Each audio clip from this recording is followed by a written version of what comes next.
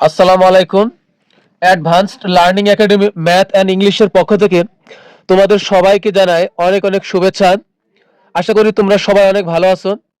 প্রিয় অষ্টম শ্রেণীর শিক্ষার্থীরা, আজ সমাধান করব তোমাদের 2026 সালের নতুন গণিত বইয়ের অধ্যায় 1 অর্থাৎ প্যাটার্ন অধ্যায়ের পৃষ্ঠা 10-এ যে বহু নির্বাচনী প্রশ্নগুলো আছে, আজ আমরা এগুলা সমাধান করব। নমুনা প্রশ্ন বহু নির্বাচনী প্রশ্নগুলো আছে, এটা হচ্ছে তোমাদের বইয়ের 10 নং পৃষ্ঠাতে আছে। আজকে আমরা এই টিক চিহ্নগুলা করব। তো দেখো, প্রথম প্রশ্নে আমাদের দেওয়া আছে যে 9999 কোন বীজগণিতীয় রাশির শততম পদ। এখানে শততম পদ বলতে কি 100তম পদ, অর্থাৎ আমি সহজভাবে যদি বলি, এখানে 4টা রাশি আছে। 4টা রাশির কোন রাশিটার ভিতরে ক এর মান 100 বসাইলে আমাদের 999 হবে। তো শততম পদের জন্য একটা সূত্র আছে, সেটা হলো শততম মানে কি 100তম। তো আমরা লিখব, আমরা 100তম পদের একটা সূত্রই আছে, অর্থাৎ শততম পদের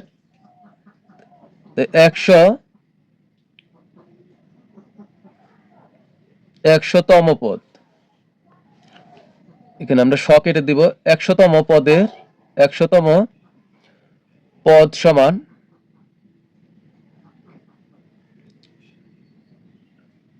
ক স্কয়ার মাইনাস হলো 1।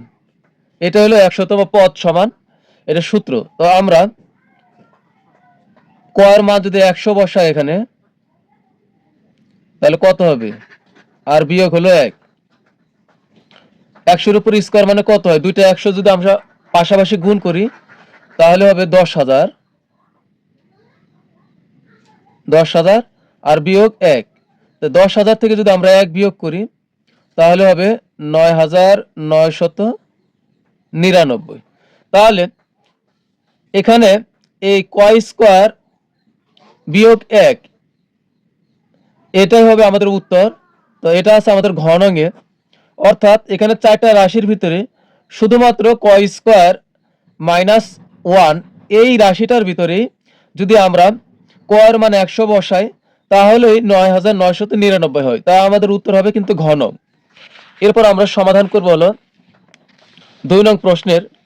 2 নং প্রশ্নে দেওয়া আছে 1 থেকে 100 পর্যন্ত কতটি সংখ্যাকে দুইটি স্বাভাবিক সংখ্যার বর্গের যোগফল আকারে প্রকাশ করা যায়। স্বাভাবিক সংখ্যার বর্গের যোগফল। এখন স্বাভাবিক সংখ্যার বর্গ বলতে কি বোঝায়? বর্গ বলতে বোঝায় যে সংখ্যার উপর কি স্কয়ার করা, দুইটা স্বাভাবিক সংখ্যার স্কয়ার হবে এবং মাঝখানে যোগ চিহ্ন হবে, এটাই তো বর্গের যোগফল। যেমন আমরা যদি লিখি 37, 37কে কিন্তু আমরা ভাঙতে পারি, আমরা 1 লিখতে পারি, আবার 1-এর উপর যদি স্কয়ার দিই তাহলে কিন্তু একই হয়। আবার এদিকে যদি আমরা 6 লিখি, যদি 6-এর উপর স্কয়ার করি তাহলে কিন্তু 36 হয়। তো এখানে হলো 36 আর এখানে হলো 1, 1-এর উপর স্কয়ার মানে হলো 1, তাহলে কত হলো? যোগ করলে আবার কিন্তু আমাদের 37ই ফিরে আসে। একইভাবে আমরা যদি নেই 50, এখন 1-এর উপর যদি স্কয়ার করি তাহলে 1 হয়। আবার আমরা যদি 7 নেই, এখানে 7-এর উপর যদি স্কয়ার করি 7 7 49 আর 1 যোগ করলে হলো 50। তো আমরা 1 ছাড়াও আরও আছে, যেমন আমরা যদি 8 নেই, 8কে আমরা কি করতে পারি? 2-এর উপর যদি স্কয়ার করি তাহলে হয় 4, আবার যদি 2-এর উপর স্কয়ার করি তাহলে কিন্তু হয় 4। তাহলে এখানে কত হলো? 4 4 যোগ করলে হলো 8। একইভাবে আমরা যদি 13 নেই, এখানে যদি আমরা 2-এর উপরে স্কয়ার করি তাহলে হবে 4, আবার 3-এর উপরে যদি স্কয়ার করি তাহলে হবে 9। তো এখানে 9 আর এখানে হলো 4, তাহলে হলো 13। তো এইভাবে দেখো, এই 1 কিন্তু একটা স্বাভাবিক সংখ্যা, আবার 6ও স্বাভাবিক সংখ্যা। 1 স্বাভাবিক, আবার এই 7ও স্বাভাবিক, এইগুলোই হলো স্বাভাবিক সংখ্যা এবং এদের বর্গের যোগফল। এই 1-এর একটা বর্গ হলো, 6-এর একটা বর্গ হলো, এদের মাঝখানে যে যোগ দিলাম, এই যোগফল আকারে 1 থেকে 100-এর ভিতরে এরকমভাবে আমরা প্রকাশ করতে পারবো এমন সংখ্যা আছে কয়টি, এটা আমাদের বলা হয়েছে। তো এইরকমভাবে আমরা প্রকাশ করতে পারি দুইটি স্বাভাবিক সংখ্যার বর্গের সমষ্টি বা যোগফল আকারে আমরা এইভাবে প্রকাশ করতে পারি মোট 35টি। তো এটা আমাদের মনে রাখতে হবে, এভাবে আমরা প্রকাশ করতে পারি 35টি। তো আমাদের উত্তর হবে গ নং। এরপর দেখো 3 নং প্রশ্নে দেওয়া আছে, প্রথম 9টি স্বাভাবিক সংখ্যা দ্বারা 3 ক্রমের ম্যাজিক বর্গ গঠনে কি প্রথম 9টি স্বাভাবিক সংখ্যা দ্বারা 3 ক্রমের ম্যাজিক বর্গ গঠনে ম্যাজিক সংখ্যা হবে 15। হ্যাঁ, আমরা জানি যে আমাদের কিন্তু বইয়ে দেওয়াই আছে এটা।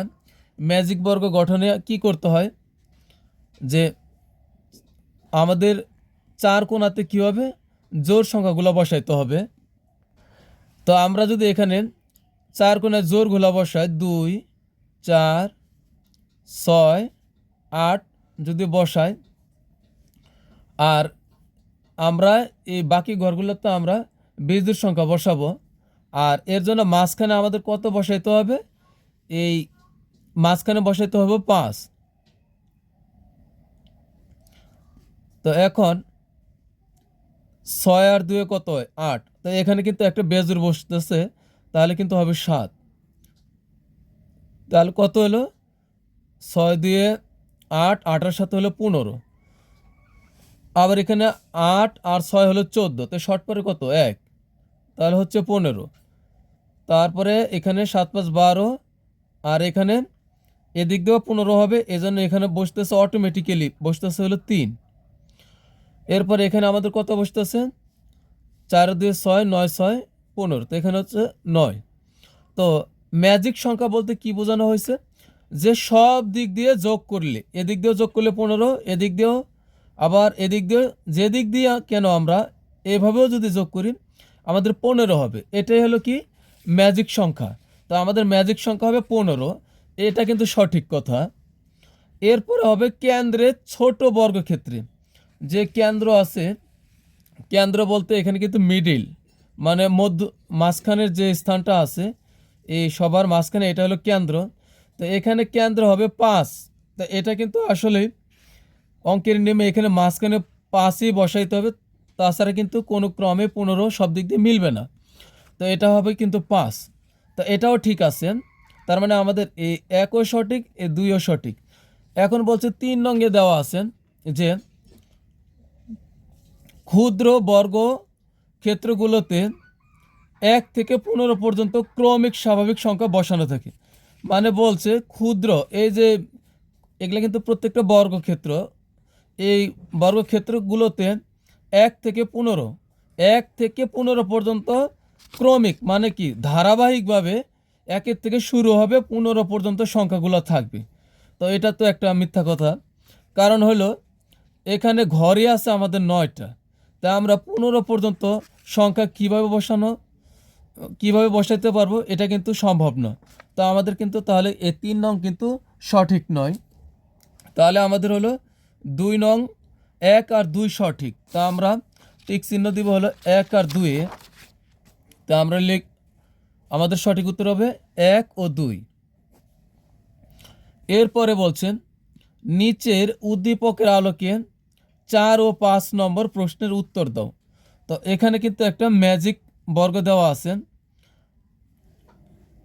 এই ম্যাজিক বর্গের আগেরটা ছিল আমাদের কত থেকে, 1-এর থেকে ছিল কত পর্যন্ত, আর এটা হলো আগেরটা ছিল 1-এর থেকে 9 পর্যন্ত, আর এটা হলো 11 থেকে 18 পর্যন্ত।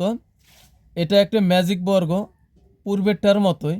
যদি তাই হয়, যদি এভাবেই থাকে, এই অনুযায়ী আমাদের 4 আর 5 নং প্রশ্নের উত্তর দিতে হবে। ম্যাজিক বর্গটির ম্যাজিক সংখ্যা কত হবে, এটা একই রকম। আমরা এটা যেদিক দিয়ে যোগ করি, দেখো এদিক দিয়ে যোগ করলে 45 হবে, এদিক দিয়ে যোগ করলেও 45 হবে, আবার এদিক দিয়ে যোগ করলে 45 হবে, এদিক দিয়ে যোগ করলেও 45 হবে। তো এখন এদিক দিয়ে যোগ করার জন্য এই 19 আর 11 যোগ করলে আমাদের কত হবে? 30 আমাদের যোগ করলে হবে 30। তাহলে এখানে মাঝখানে কত বসাইলে আমাদের এই শুধুমাত্র এটা আর এটা 45 হবে। তো এদিক দিয়ে যদি আমরা এখানে 19 আর 11 যোগ করলে 30 হয়, তাহলে কিন্তু এখানে 15 হচ্ছে। এখানে 15 বাধ্য হয়ে আমাদের বসাইতে হবে। তো এখানে 15 বসাইলে কিন্তু এদিকেও 45 হবে, আবার এদিক দিয়েও 45 হবে। তাহলে এখানে ম্যাজিক বর্গটির ম্যাজিক সংখ্যা হবে, ম্যাজিক সংখ্যা না, এখানে বলছে হলো ম্যাজিক সংখ্যা কত। ম্যাজিক সংখ্যা মানে হলো সবগুলো এই পরপর 3টা করে যোগ করলে, যে দিক দিয়ে যোগ করি না কেন, যোগ করলে যে সংখ্যাটা বের হবে ওইটার নামে হলো ম্যাজিক সংখ্যা। আমরা যেমন 1 থেকে 9 পর্যন্ত হয়েছিল কত, ম্যাজিক হয়েছিল 15 ম্যাজিক সংখ্যা। তো এখানে হবে হলো 45, যেহেতু এইভাবে যোগ করলে এইভাবে যোগ করলে এইভাবে এইভাবে এভাবে এভাবে যোগ করলে সব দিক দিয়ে যোগ করলে 45 হয়। অর্থাৎ 3টি সংখ্যার যে যোগফল হবে এখানে, এটা হলো ম্যাজিক সংখ্যা। তো এখানে কিন্তু ম্যাজিক সংখ্যা হবে হলো 45। তো আমাদের কিন্তু এটার উত্তর হবে হলো ঘ নং 45। এখন বলছে যে এই ক চিহ্নিত স্থানে উপযুক্ত সংখ্যাটি কত হবে। তো আমরা হিসাব করে দেখেছি, এখানে শুধুমাত্র 15 বসাইলেই সব দিক থেকে যোগ করলে 45 হবে। তো এটা আমাদের উত্তর হবে হলো গ, অর্থাৎ 15।